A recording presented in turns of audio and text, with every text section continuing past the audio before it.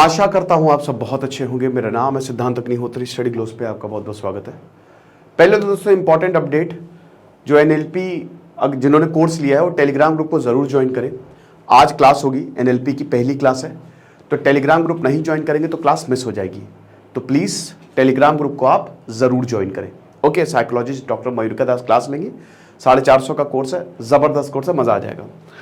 तो यहाँ पे नोआर गिलोन जो कि इजराइल के एम्बेसडर हैं भारत में, उन्होंने कहा है कि अब वक्त आ गया कि भारत जो है वो हमास को एक आतंकी संगठन घोषित कर दे। उन्होंने कहा है कि भारत एक मॉरल वॉइस है। जब प्रॉब्लम हुई थी तो सबसे पहले नरेंद्र मोदी जी ने इजराइल के साथ सॉलिडेरिटी दिखाई थी।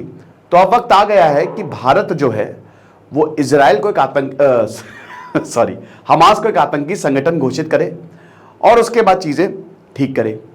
ऑस्ट्रेलिया, अमेरिका, बहुत सारे देशों ने, कनाडा, हमास को एक आतंकी संगठन घोषित किया है। अब भारत ऐसा करेगा। भारत ने 44 आतंकी संगठन को अभी तक घोषित किया है। 2015 में आईसीस को घोषित किया था कि वो आतंकी संगठन है। भारत ऐसा नहीं करेगा। क्यों? क्योंकि हम 2 स्टेट सॉल्यूशन को सपोर्ट करेंगे अंत तक, क्योंकि हमारा शुरुआत से यही स्टैंड रहा है। पैलेस्तीन को, गाजा को भारत ने एड भेजी, मदद भेजी, तो सबसे बड़ा, और इसीलिए कहीं ना कहीं भारत के स्टैंड को लेकर इजराइल थोड़ा हड़बड़ा रहा है कि कहीं ऐसा ना हो कि पैलेस्तीन की तरफ, क्योंकि देखिए आप वो छोड़िए, अमेरिका खुद ये कह रहा है कि भाई पैलेस्तीन तक एड पहुंचाओ। अमेरिका खुद ग्राउंड इन्वेजन को मना कर रहा है। इमैनुअल मैक्रोन ने तक बोल दिया है कि भाई ग्राउंड इन्वेजन हुआ तो प्रॉब्लम होगी, और एक बार ग्राउंड इन्वेजन जब होगा तो हमको नहीं पता स्थिति क्या होगी। तो भारत ने अभी दोस्तों 2 दिन पहले पैलेस्टीनियंस को, गाजा को एड भेजी, मदद भेजी। तो क्या भारत ऐसा करेगा? बिल्कुल नहीं। यह हमारी जियोपॉलिटिक्स के खिलाफ चला जाएगा। पूरी दुनिया को मालूम है दोस्तों इस समय कि दोनों की साइड लो। अरब मुल्क जो हैं, आप उनको देखिए, सबसे बड़े पैलेस्टीन्स के वो सपोर्टर्स माने जाते हैं। पैलेस्टीनियंस को लगता था कि हमारे साथ अरब है, वो क्या कर रहे हैं।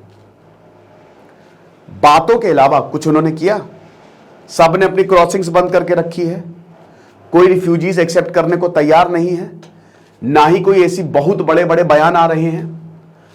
कतर में हमास की प्रॉपर लीडरशिप है, 2-2 होस्टेजेस छोड़ रहे हैं। क्या कतर ये दबाव नहीं डाल सकता कि हमास सब छोड़ दो?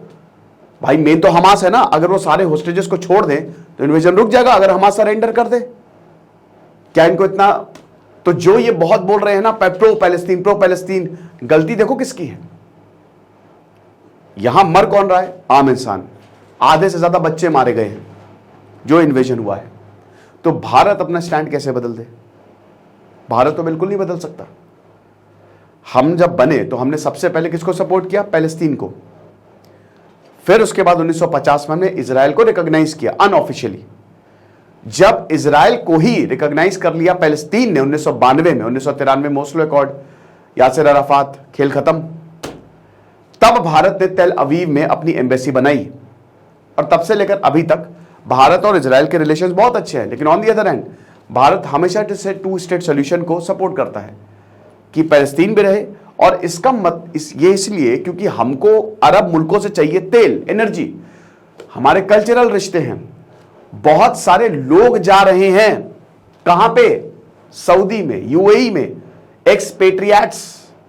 कितने सारे लोग वहां पे जाके काम करते हैं। आधे से ज्यादा लोग इंडियंस, जो कि अच्छा खासा पैसा भेजते हैं। तो हम नहीं डील कर सकते भाई इतना बड़ा अमाउंट। दूसरी चीज ये है कि देखिए, इसमें इजराइल अगर बहुत ही ज्यादा उसका मॉरल हाई ग्राउंड होता तो बात हम मान भी सकते हैं। नो डाउट इजराइल ने हमको हर वक्त सपोर्ट किया है, नो डाउट। जब पूरी दुनिया, जैसे रशिया यूक्रेन वॉर की अगर बात करें तो यूक्रेन ने भारत का सपोर्ट मांगा था, बहुत बड़ी बड़ी बातें की थी।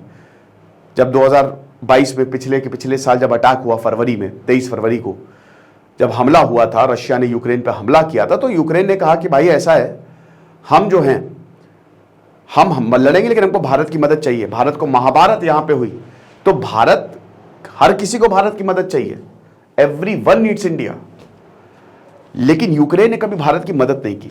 कश्मीर इश्यू पे वो पाकिस्तान के साथ था, भारत की कभी न्यूक्लियर टेस्ट हुआ तो भारत, लेकिन इजराइल ने कारगिल युद्ध में इजराइल ने मदद की।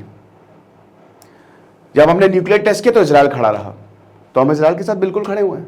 हर पॉइंट पे इजराइल हमारे साथ है। 2017 में जब नरेंद्र मोदी गए थे इजराइल, इतने सारे एग्रीमेंट, डिफेंस पैक्ट हो गया, एग्रीकल्चरल पैक्ट हो गया, टेक्नोलॉजी पैक्ट हो गया, ढेरों पैक्ट साइन किए थे।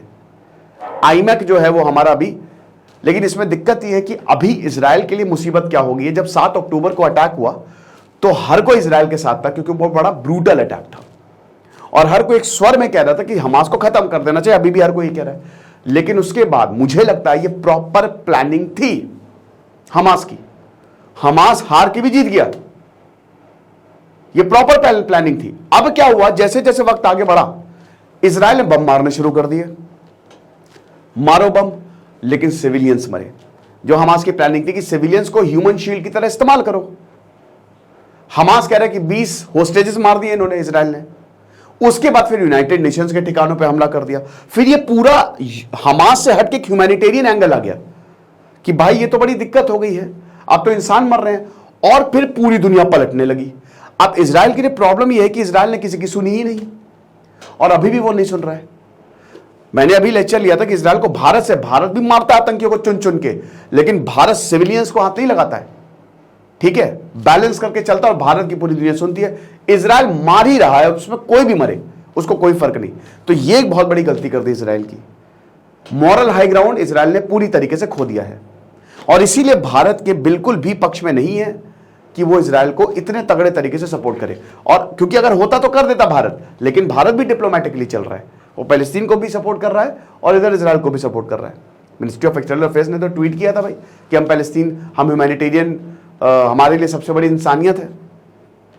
और अब अमेरिका तक ये कह रहे, तो वही बता रहे ना कि इजराइल अगर वो थोड़ा सा समझदारी से चलता तो आज पूरी दुनिया इजराइल के पीछे खड़ी होती, इनफैक्ट अरब देश भी। लेकिन वही है ना कि उसने वो चीज खो दी कि उसको मारो मारो मारो।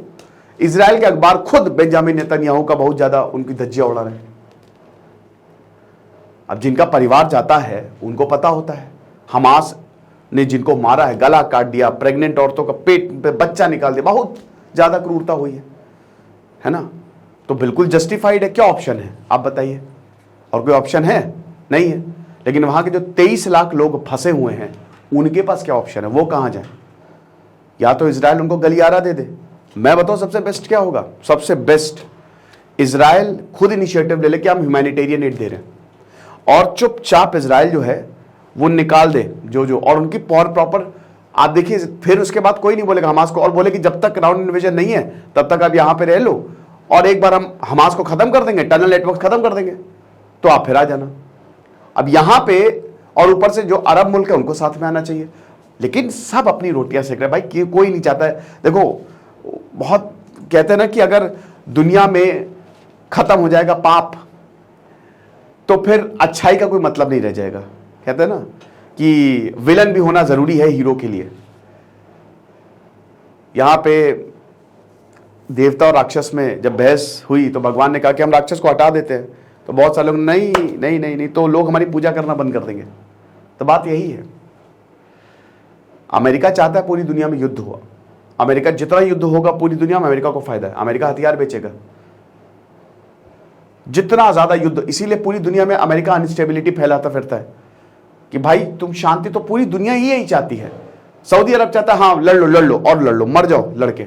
मिडिल ईस्ट चाह रहा है इतना लड़ो, एक दूसरे को काट डालो, हमारे तेल के दाम ऊपर जाएंगे, हमको पैसा। सब पैसे का खेल है, सब पैसे। जैनिज्म को देखो, सबसे best, the most practical religion is Jainism.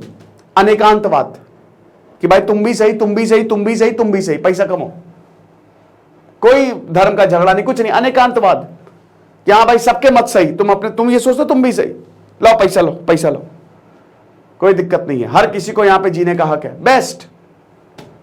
वो अलग बात है कि जैनिज्म उतना फैल नहीं पाया जितना बुद्धिज्म फैला या बाकी रिलीजन फैले। लेकिन वही बात है ना कि अगर आप जैनिज्म की फिलॉसफी देखो, प्रैक्टिकल अप्लाइड, तो पूरी दुनिया यहां पे नहीं चाह रही है कि युद्ध रुके। वो तो चाह ही नहीं कि ये चलता, सब नाटक है। रेजोल्यूशन आ रहा है तो अमेरिका वीटो कर दे रहा है। अजीब देखिए, विडंबना देखिए आप, क्या चल रहा है ये कि रेजोल्यूशन आया ब्राजील में, यूनाइटेड नेशंस ने ब्राजील ने बोला कि ह्यूमैनिटेरियन मतलब इसको हटाओ, बंद करो इस युद्ध को। उधर अमेरिका ने वीटो कर दिया कि नहीं बंद होगा। फिर अब अमेरिका बोल रहा है कि ह्यूमैनिटेरियन पॉज कर दो, कि कुछ समय के लिए युद्ध। मतलब अबे उसी वक्त सपोर्ट कर देते पूरी, जब दुनिया सहमत थी, और फिर वही रेजोल्यूशन तुम लेके आ रहे हो। और अब रशिया और चाइना ने वीटो कर दिया कि नहीं नहीं सीज फायर होना चाहिए। ये चल क्या रहा है? तो वही बता रहे ना कि जो बहुत बड़े राक्षस हैं, जब दूसरे पे पड़ती है ना तो बहुत बड़े दानी बन जाते हैं।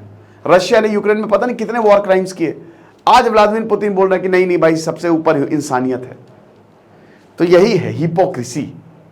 और बेस्ट क्या है? चुपचाप अपना देखो, दूसरे के फट्टे में टांग ना अड़ाओ जब तक बाकी लोग उस फट्टे में टांग नहीं अड़ा रहे हैं, और वो लोग भी पावरफुल होने चाहिए। ठीक है, तो ये चीज है। बाकी आप हमारे कोर्स को जरूर अवेल करें और टेलीग्राम ग्रुप को जरूर ज्वाइन करें। Thank you so much.